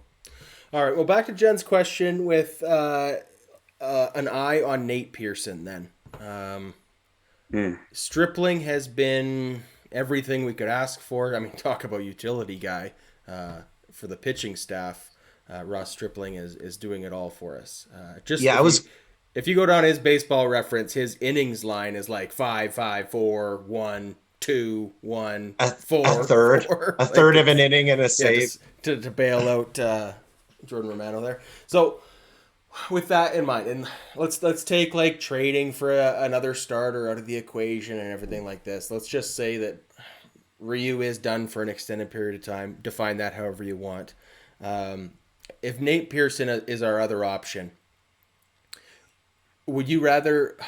Because where I'm coming from is I would rather see Nate Pearson move into the starting role and struggle with it, even if he's like Hunter Green, not good every 5 days, but have Stripling be what we've been getting out of him from the bullpen in a long relief. Because that, for me, this is the biggest thing with that Ryu injury, is it's like a double kick in the teeth. We're losing Stripling and we're losing Ryu. So now our bullpen's going to be just a little bit more taxed, a little bit more tired. It sucks. It sucks losing Stripling out of the bullpen. I think more than people think. But Joel, I wanted to play on that point, was that you said remove trading for another starting pitcher out of it. That was like my go-to, was that if Ryu's out, I don't want Stripling's innings to be. I need him coming out of the pen the way he does to be able to relieve somebody who goes 3 1/3, and we need 3 bridge innings to stay in the game and stay competitive in that game. Like, honestly, I can't. I don't think our bullpen could really handle losing Stripling at this point. So I feel like you have to find, if Rio's out, you have to find another arm to come in and eat up innings, and trade might be the way to do it. That wasn't an option. I know, but like that's You're where cheating. I wanted to go. I'm sorry. Jen, let's go to you. I think Sully, how many appearances did you say you had again? No, I'm gonna double down like Keith Law and go back to what I've been saying all along, which is I see Nate Pearson out of the bullpen. I see him as a multi-inning reliever. I don't trust. Hopefully, I just don't see him as a starter at this point. And it might be a moot point regardless, because I think he's maybe soft tossing at this point. Like, I don't think he's even close to making a return, like let alone doing a rehab. Pardon? Yeah, but he's only pitched a handful of games this year so far. You know, I think the buildup for him to be a starter at this point. Well, sorry, okay, I'm using starter loosely. I'm using starter in the we get 3 innings out of him, 3-4 innings. The way that so he's an opener. He's an opener. The way that, because we're not getting 5-6 plus out of Stripling. Who's filling in after him? Stripling's taking over. Yeah. I don't know. I think what you're going to get out of him, not Pearson, but not Stripling, but Pearson, right? I'm stumbling over names a little bit every once in a while. I think your best hope for him is to rehab him, and hopefully by August he's at full strength, and then not enough people have a scouting report on him, and he comes up and he gives you a couple of innings here or there, like 2 innings here, 2 innings there, or you use them the way, like there's sometimes a pitcher comes up and who ultimately becomes a starter, but when they first come up, you're using them out of the pen. The way, the Cardinals certainly did that with Adam Wainwright when he came out. And I just think that you can't have a guy who's rehabbing in freaking Buffalo and you're expecting him to be, he's going to be someone who's going to be contributing on the major league level. I want to clarify this. I don't think he will be a successful contributing starter even as the number 5 on this team. I just really don't want Stripling in that role. is Well, then more you where have I'm to make a coming trade from. because there are rules that you have to have a human being standing on the pitcher's mound throwing the ball there. You can't put a pitching machine up there. There are rules. There are 9 players have to play at one point, and one of them's on the mound. So if it's not going to be Stripling and you're not going to be Pearson, and it's not going to be you, and Jen's getting warmed up, but she's more of a specialist at this point. You need to, if you're not going to bring back, Jimmy Key, then you got to dig deep and either make a trade or bring someone up from Buffalo or bite your tongue and say Stripling's playing. Life could sometimes not be perfect. Okay, then let's talk trade right now, and then we'll get back to the next round of the salary guessing game. Quick trade talk. How urgently does this need to happen then? Joel, let's start with you. So you're saying we find out in the next 5 days Tommy John is required for you and he's out long term. Sure. I don't know. I'm going to Kansas City, see if Greinke's available. I'm seeing what that would cost. Isn't he me, hurt? right? Isn't Greinke hurt? Is he? I thought he was hurt. I don't know. I've been wrong before. I'll be wrong again. If it's a short term situation and you can that's the type of guy that I'm looking for, right? That guy who's he's a stopgap player, right? He's coming in to fill out the season. I don't need him long term beyond this, but I think you can go out and you can swing that trade, not for specifically Greinke, but a type of player of that ilk, a guy who's coming in, give you a 4.40 ERA, and I think that's what you're going to probably have to do. And what are you dealing for it, though, is the question. Yeah, I don't know. That's Jen, what do you think? Trade starter, should we be looking for something like a quick solution for a low-end number 5 just to take innings so we can put Stripling back into that multi-utility role, or do you want to just suffer through Stripling as a starter for a few weeks while we put together a proper trade for a better pitcher? I mean, yeah, either one of those options I think would be fine. You don't want to necessarily run up Stripling's innings too much if he's going to play a role out of the bullpen down the stretch. And maybe they need to evaluate. Do you want to get a guy who's on an expiring contract? Do you want to get somebody who has a couple years of control? What are you willing to give up? I don't really know. I hate the idea of trading from a position of desperation. That's the lousy part of it all. There's a clear need and teams know that and might want to exploit that. I really don't know. Maybe you're taking a salary dump. Or maybe you take a player, there's a element of desperation coming from Toronto, but there might be an element of a team having a talented pitcher who's having a down year, wanting, whether it's like a Tyler Mahle of the Reds or Kyle Hendricks of the Cubs, who are obviously talented pitchers who are not having good years this year, but you trade from hoping that they got their bad starts out with the bad teams and get rejuvenated by the idea of, okay, hey, I'm playing for a decent team now. I can actually, this is not a lost season. And they may just eventually the law of averages, they play to the back of their baseball card. Tyler Mahle was a very good pitcher last year. He's not been that great. He's had a couple of decent starts, but it's not, same thing with Kyle Hendricks. And he's neither one of them are as bad as they're pitching right now. Right. So, and part of that has to be, God, I'm on the Cubs. We're going to suck this year, aren't we? God, I'm on the Reds. We're not even a major league team this year. And look at that. I'm playing. There's a reason to go to the ballpark, provided they're COVID tested, they can come in and be, contribute to the team. And I think that if that's like two people dealing from a sense of desperation, so maybe they'll cancel each other out. You're not going to, you should have asked for the A's to throw in Frankie Montas when you were making the Matt Chapman trade, but that would have been trading everything, including the I can't even think of a joke. Let's insert a joke there. Let's end the Ryu talk there. Let's play the next round here while we're on the topic of bullpen arms. And the next player that we are going to guess career total earnings Small sample size for him as a relief pitcher, but Albert Pujols, total career earnings, contract based only. So 22 seasons for Albert Pujols, Hall of Fame for sure. Career total earnings. Joel, we're going to start with you this time. 275. 275 from Joel. All right, Jen, what do you got for Albert Pujols? I'd like to be the jerk who goes 276. 270. I can pencil it in. I'm typing. Yeah, it's all good. You can say I've $1. I'm just $1. I've already won the $500 bonus. So I'll give.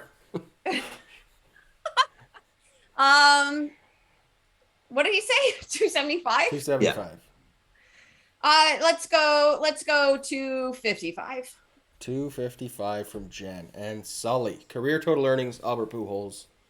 400. 400 for Albert Pujols. If he retires at the end of this season, he will finish his career with a total earnings of $341 million.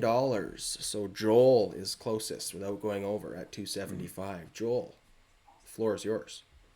Okay. Were we going to eventually go into Girardi? I don't know if we're going to have time for that. So if you want to make that your floor topic, let's do it. It kind of is. My question was, who do you think is the next manager to go? And I think mine.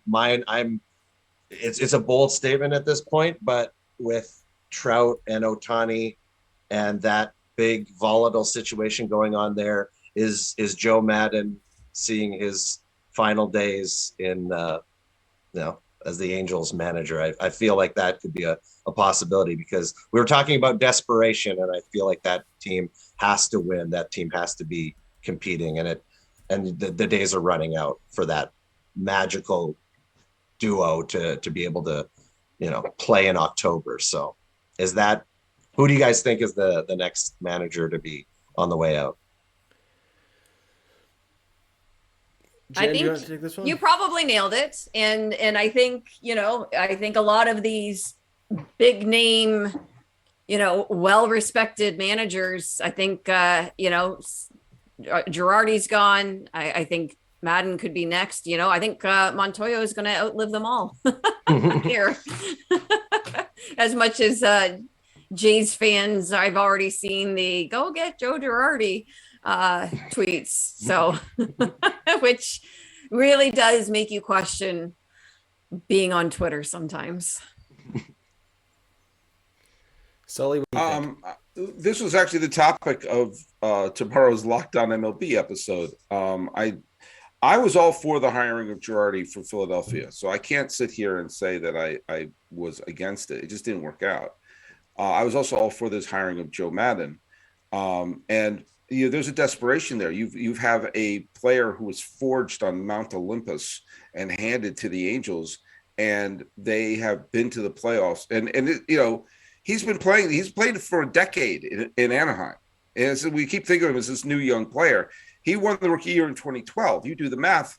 He's been there. There's been a decade, and you've seen some teams tear down, rebuild, tear down, and rebuild again in that same period of time.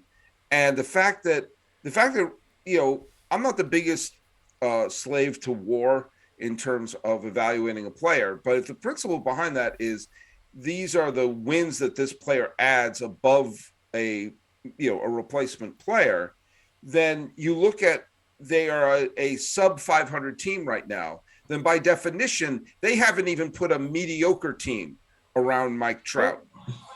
And so there's a desperation there. I'll throw two other names out there. When I don't know enough about Rick Renteria when the White Sox fired him, and I don't follow the White Sox closely enough, but I said on my show, if you made a Venn diagram of the worst qualities in a manager and for that White Sox team, the name in the middle would have been Tony La Russa, and that's who they hired. And it would not surprise me if we find out tomorrow that he's not been fired, but he's now the vice president of Beans and Franks and Beans of the Chicago White Sox and has been promoted. I'll tell you, I'll give you one other name, though, and I actually think this person is on because Joe Maddon was such a high-profile hire and endorsed by Artie Moreno, and because La Russa, that Jerry Reinsdorf watched the Michael Jordan documentary, and the one thing he got out of it was, I shouldn't have fired Tony La Russa. The one who I think is on incredibly thin ice right now is Scott Service of Seattle, because they were a 90-win team. They picked up Robbie Ray. I'm not sure if you're familiar with him, but he had a decent year last year. And this is the longest drought of any postseason, the longest postseason drought of any team. And the Mariners are now the only franchise to have never played in a World Series. They have never got to Game 7 of the ALCS. And they've not been in a playoff since 2001. There are players in the major leagues who were born after the last time the Mariners were in a postseason game. And there was so much expectations for this year. Made the big trade with Cincinnati, brought in Robbie Ray. They had the great finish last year where they barely, they were contending until the final day of the season. But now they're a sub 500 team, where a team like the Red Sox could be one of the wild card teams with a sub 500 record, and the Mariners haven't reached that Everest yet. And we're beyond the 1/3 mark of the season. And so if there's a desperation for this year, and not that this is all Scott Service's fault, but, there has to be a sort of clear, jolt that has to happen to this team. I think Maddon should be on thin ice. I think La Russa should never have been hired. No. But I think Service is the one who is in the most trouble right now. And it would not surprise me if he doesn't make it to the All-Star game. La Russa was such an strange pick for such a young, exciting team. I don't even know what the Reinsdorf. Pardon? It was Reinsdorf. It's just absolutely insane. I don't know. Mass chaos. Fire them all. Do you think if the White Sox players went to La Russa and said, we want to wear our Canada Day jerseys today, do you think he lets them? La Russa was my pick for hottest seat right now as well. But I think that manager out of Seattle there, that was a good. He had the greatest finale to a career. His final game was Game 7 of the 2011 World Series. That would have been it, right off to the sunset. John Maddon, this son of a bitch. And instead, after 10 years and many, many terrible hair dyes later, he's already in the Hall of Fame. And it's like, what are you coming back for? Yeah, needed to. Yeah, interesting. All right, we're running quickly out of time here. Let's do our final round of guess the total career earnings. Sully, fingers crossed for you. I've said enough. All right. Total career earnings of Miguel Cabrera. Ooh. So, Jen, we're going to start with you, and then Sully, and then Joel. So, Miguel How Cabrera. How many seasons? Looks like 18 years. He's in his 19th. 375. 375 from Jen.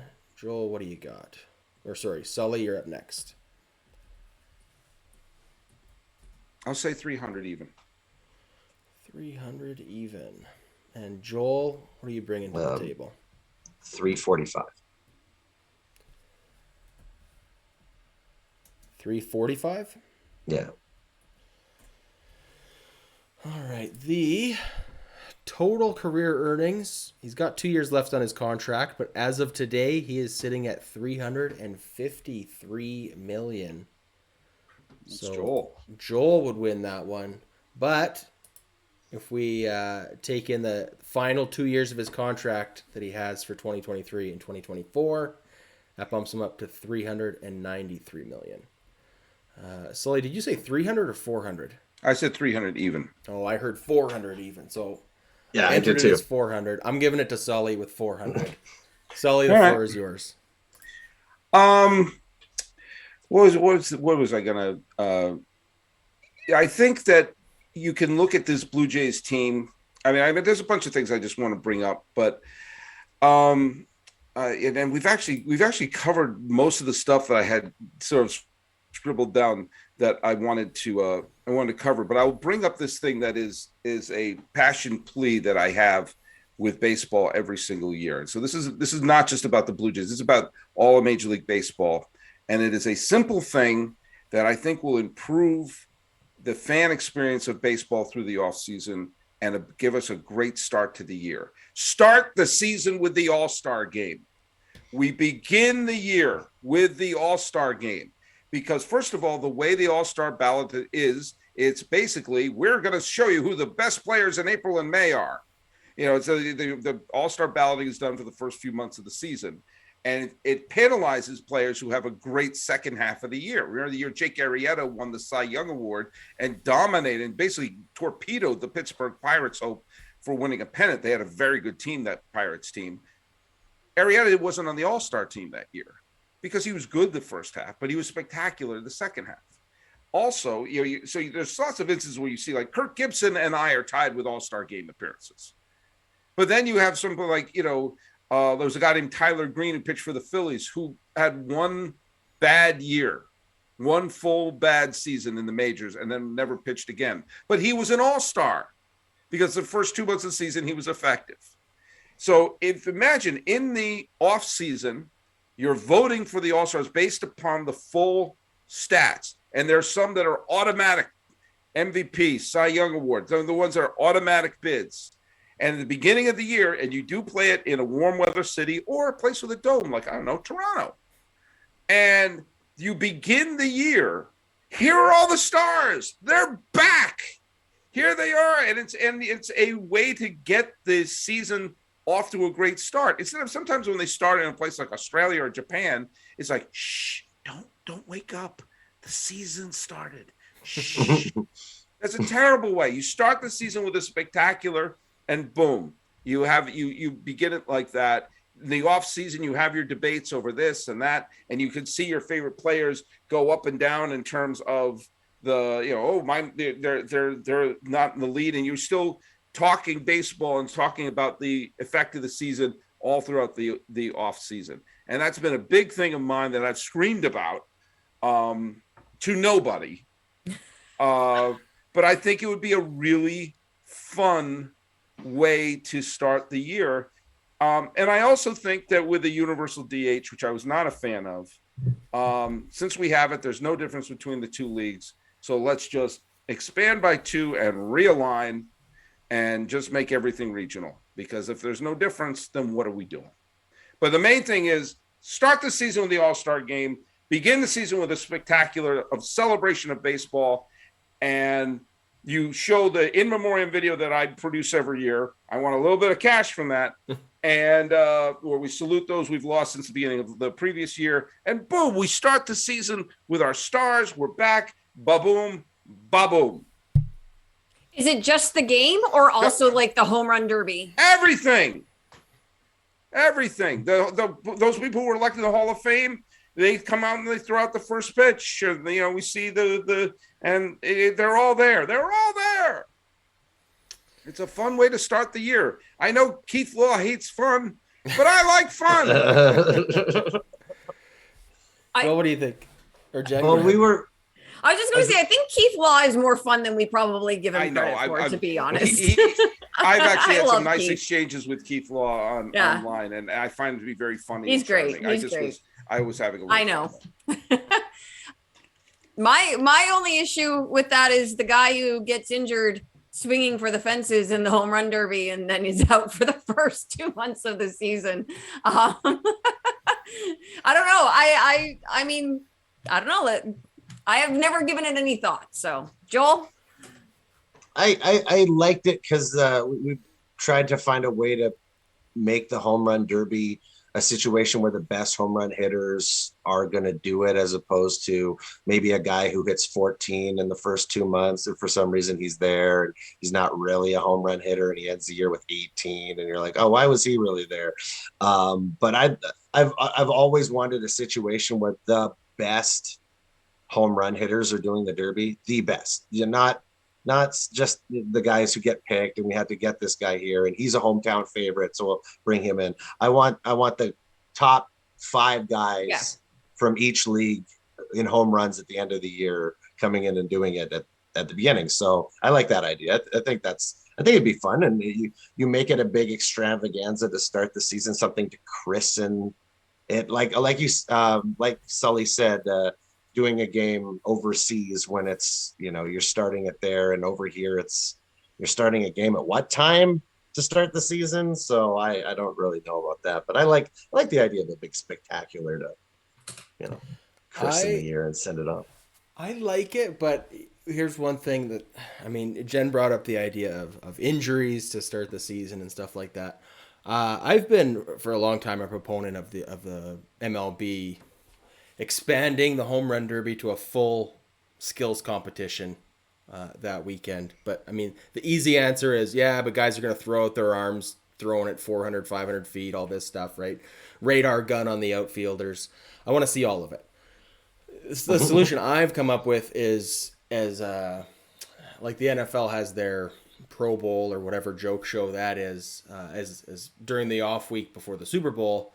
I'd like to see the All-Star game be moved to like the 2 days before the World Series starts, and you get the same kind of thing where, it's like Robbie Ray was a Cy Young winner last year, right? Wasn't at the All-Star game, so you get guys who.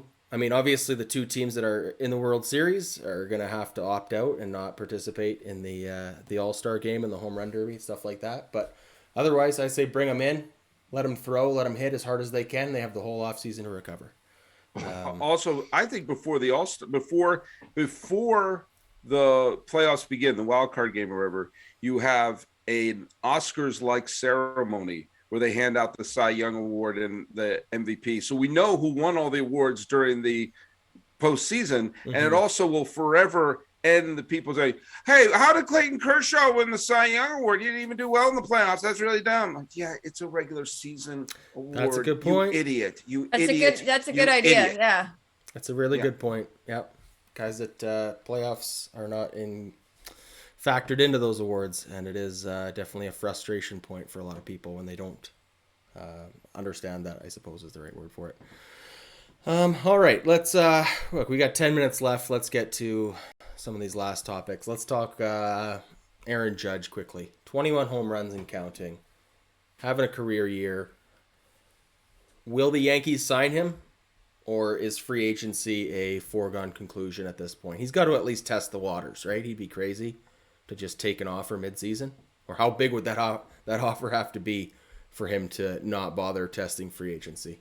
Joel? I don't think he's gonna do any talks until the off season, right? There's no I think that's what he said, at least. If they didn't have a deal by the time they started, there was no mid-season deal happening. So, and the amount that he turned down and has potentially turned that into is, like, he turned down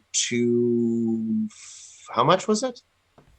Does anybody have an idea of because I think he's now on pace for probably 100 million more than what he was, being offered by the Yankees. And, that means the Yankees are going to be in on him, but it's now the price tag, like I said, is $100 million more. So, that puts all the big boys up for grabs. And he turned down a 7-year contract that would have paid him $30.5 million per year. So 210-ish million. More than I make. Yeah, I think he's probably going to want to sign to 40, and he's probably going to want that up to 34, 35 a year. So here's my question. The Yankees, I don't know if you guys know this, have money. The Yankees can afford it. And the Yankees have a window of opportunity to remain really relevant and be the team of New York. And this guy, if you remove him, the Jenga piece that he is, especially because Stanton, as wonderful a player Stanton is, does have health issues. And the idea of this homegrown MVP candidate being removed from this lineup because you're being stingy is insane. that this is like, I mean, if he got to sign with, I mean, the native New England in me knows there's a spot available for him in Boston if he wants. You know, I'm sure across the across the city, we can find room for you in our outfield in Queens. I mean, the idea of one team swooping in, yes, he's on the wrong side of 30. We keep forgetting that he was 25 years old when he won the Rookie of the Year. So he's not as young as you think he is, but he's also going to be a DH until the heat death of the universe. And so, and this could be an issue that, like, the Yankees are now in their second straight decade of not even appearing in a World Series. And this guy is the centerpiece of this squad, is so far the best team they've had since Jeter and Posada and Rivera and Pettit and all of them were on the team. So why would you risk that over money? The one thing we all know is that the Steinbrenners and Brian Cashman swim in a Scrooge McDuck swimming pool to then say, I don't know if we should hire someone. Yes, because who are you going to get? Yeah, you'll probably be paying for it later. You know, you'll probably be like, later in his contract, it won't be worth as much. But yeah, he was putting together MVP caliber seasons being paid $544,000 or $600,000 earlier. No one ever takes that into account, that they got a couple of years of a bargain. So guess what? This is the cost of being the Yankees. Now, I would love to see him go and see the Yankees crumble, but I can't fathom that they would be that, what's the word I'm looking for? Stupid. I was going to say obtuse, but because you're Canadian and you're much nicer than I am. Yeah, I mean, to be completely honest, with everything you said, at the end of this season, do the Yankees not have to make the highest offer? So unless he absolutely doesn't want to be a Yankee, right? Which I don't get that sense of from him at all, but unless he really does not want to be a Yankee, maybe he won't want to play with Josh Donaldson. I don't know. I doubt it. Then cut Donaldson. Yeah, my God. Yeah. Well, there you go. Right. But yeah, no, I think the Yankees have to absolutely come to the table with the biggest offer. Otherwise, what are they doing? Yeah, that's a good point. The Yankees can't just lose Judge and say, we got outbid on him, right? They hired a GM named Cashman, not Frugalman. So let's show him the money.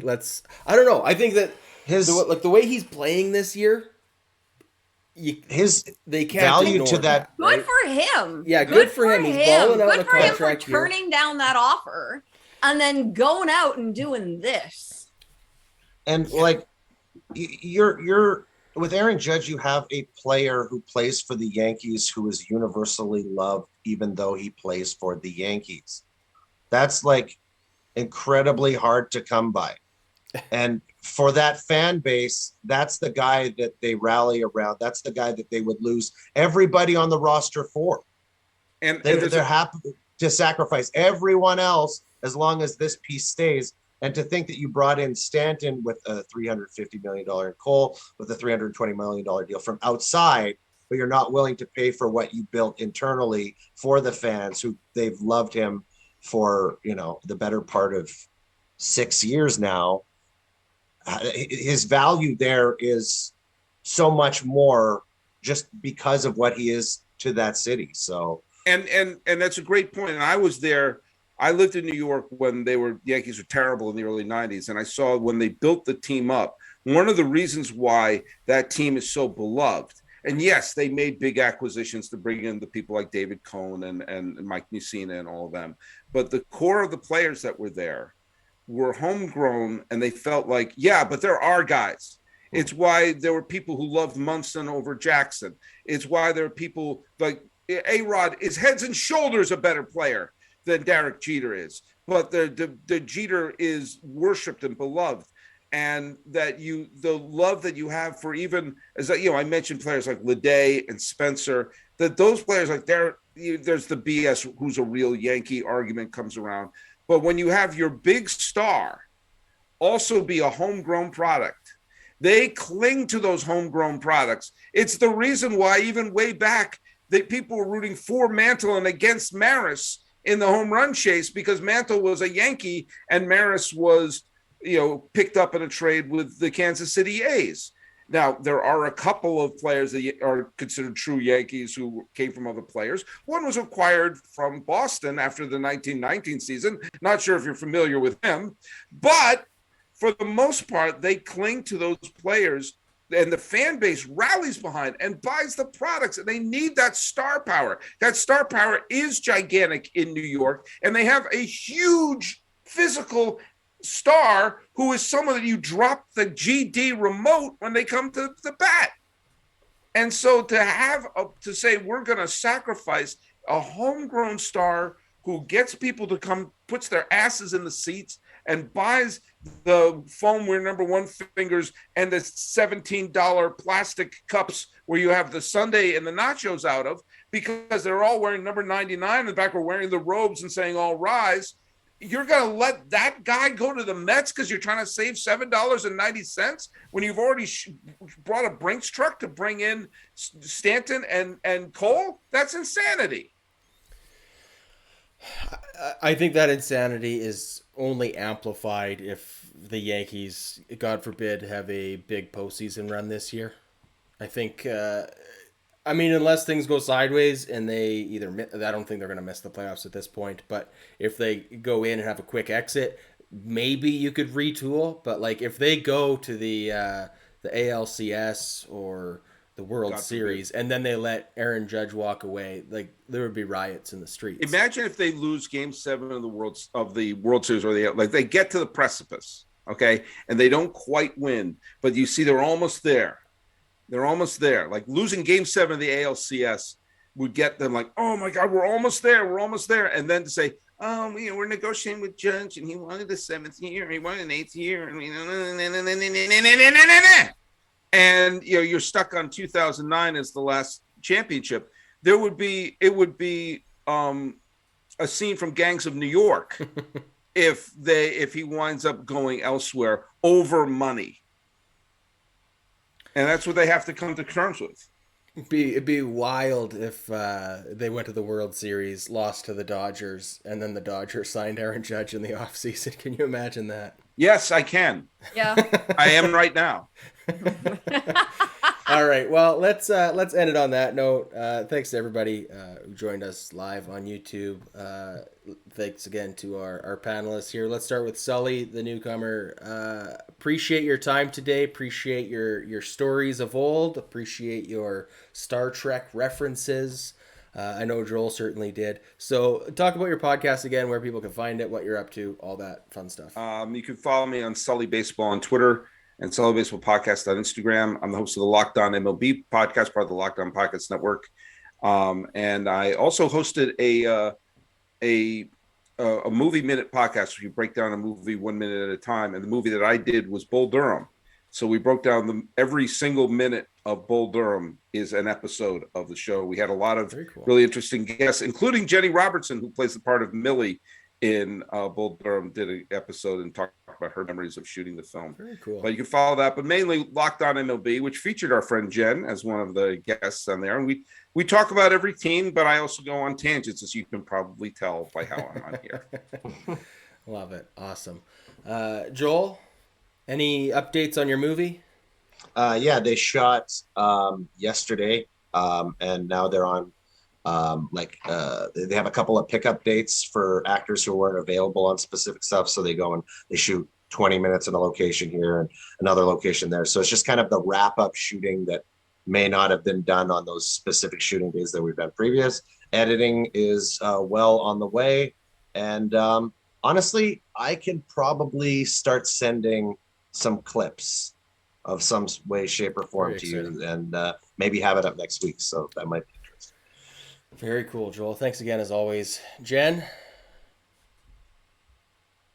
how's your plumbing? Happy to be here. Happy to be You here. got your plumbing fixed? That is not a euphemism. Sorry. For anybody that's not familiar, she had plumbing problems a couple weeks ago. You got that all sorted out? Everything seems to be sorted out. There were no Wi-Fi issues. There's no plumbing issues. Although the plumbing issue apparently wasn't my issue. Apparently it was somebody else. Anyways, but so never your fault. Exactly. All right. Well, nice to see you as always again. We'll see you again next week. Thanks, everybody, and we'll catch you on the next one.